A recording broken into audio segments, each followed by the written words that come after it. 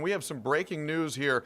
You are looking at images out of Gainesville, where you can see it on your screen.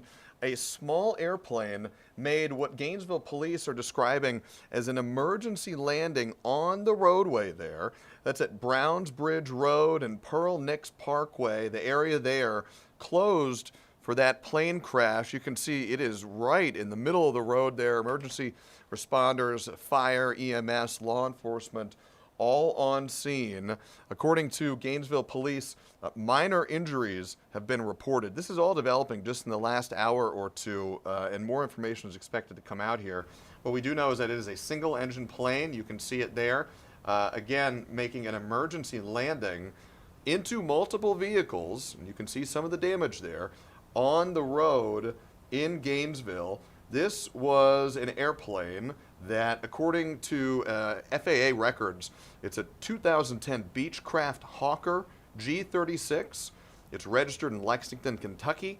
Its flight record today indicated that it was returning to Gainesville from Blountville, Tennessee, after traveling to Knoxville and then back earlier this morning. So a trip, it appears, according to FAA records, between Tennessee and Gainesville, Georgia, ending in an emergency landing on the road there. Again, minor injuries reported by Gainesville police. We're going to continue to stay on top of this. I want to bring in now Danielle Moss, who is covering some of the traffic impacts here. Danielle, you are our traffic wizard, and this is a situation, thankfully, only minor injuries reported, but I would suspect that road impact is going to be significant. Yes, it already is significant, especially for the town of Gainesville. Here's the deal. Gainesville is a smaller town. As you're taking a look at our traffic maps here, it is north of Atlanta, really northeast. It is north of Sugar Hill, kind of north of Swanee area. And then as you take a closer look into Gainesville and exactly where this crash is, this is actually at Browns Bridge Road, like you said, which is a very big and busy intersection. If you go ahead and press the space bar there for us so we can show a closer look into Gainesville. All that yellow, all of that orange shows you the backups in that area. This is not just impacting Browns Bridge. It is impacting the entire really downtown area of Gainesville because people are trying to find alternate routes. This is one of the busiest areas. This also happened right around lunchtime, Zach, and it's right near the Golden Corral. There's a Subway in that area. There is a lot of shopping centers and shopping malls, a very busy part of town for people to try to be going out and trying to, get a lunch, maybe go to the bank. And this is, kind of a serious situation. Luckily, like you said, no major injuries, but still, I'm sure a lot of people are shaken up. If you press space bar one more time, we're going to see some drive times there for you. They have improved. Over the last 30 minutes to an hour, we've been seeing the drive times go from around 5 to 7 miles an hour to now you're seeing 5, 12, and 21 miles an hour. So this crash specifically is at Pearl Nicks, and it's also impacting West Side Drive, Tate Street, Browns Bridge Road, also Atlanta Highway. That is on the east side of Browns Bridge Road, and it also goes all the way over maybe to around Highway 53. So if you're in that area, you need to make sure that you are just kind of taking your time, allowing extra time, because I'm sure it's going to be a while before they get this all cleaned up. They have to get the plane out of there. They have to get the cars out of there. So definitely expecting a lot of backup, Zach. Danielle, thank you for this perspective, and it's an important one, as if we are able, I don't know if we have our helicopter up right now, but you saw those images earlier of the damage and the debris and the total shutdown, and you're looking at it again right now. This is a still image from a little bit earlier today, but that road is completely shut down there. Still no word, and it is early, but still no word on the cause of this crash. It has not yet been said, but it is standard. We can report this. The NTSB, the National Transportation Safety Board, they investigate the causes of air mishaps, including a crash landing or an emergency landing, if you like here. NTSB will certainly get involved here. The FAA will be looking at this as well as local authorities like Gainesville Police.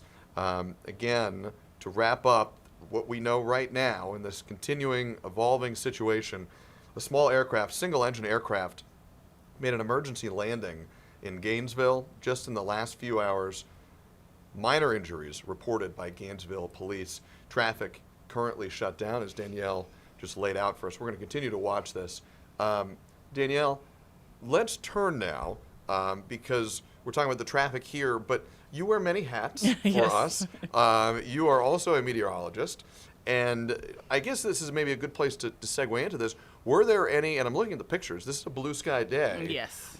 Were there any meteorological factors that could have contributed to a small airplane having a tough time today? I would say not today. Not today, especially for, I would assume this is a Cessna. It's not something that I would say would have huge impacts, but you just never know. The smaller planes, there are a lot of risk. Kind of putting on my flight attendant hat here too.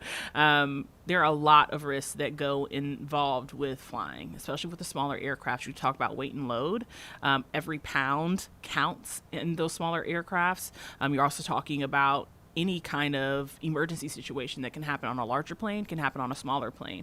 And then when you talk about the NTSB, like they're going to go in as if this is a large plane crash, and do the full investigation. So I don't think weather-wise there was anything to worry about. In fact, today is an absolutely gorgeous day, with plenty of sunshine. The winds aren't even that high. Earlier this weekend, we had that wind advisory for Northeast Georgia, but that was, that has since subsided. We're not looking at any high winds or anything like that. The wind gusts aren't anything that's too scary. So that's the good news. And what's crazy is earlier today, there was actually a semi that turned over on I-75 northbound in Clayton County. So I don't think the winds are high enough to do that. I just think this is kind of a series of unfortunate events. Unfortunately, what you're looking at right now is a picture of that semi earlier. I will say that they worked really hard to get this cleaned up in the middle of the day.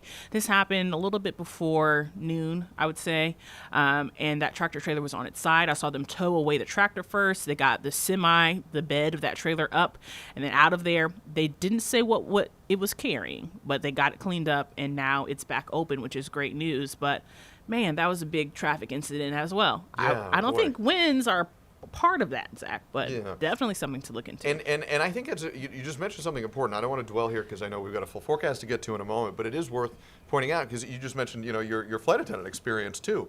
I mean, you really have a lot of experience that lets you speak to these kinds of incidents, and we are grateful to have Thanks, Zach. you on here and to share that.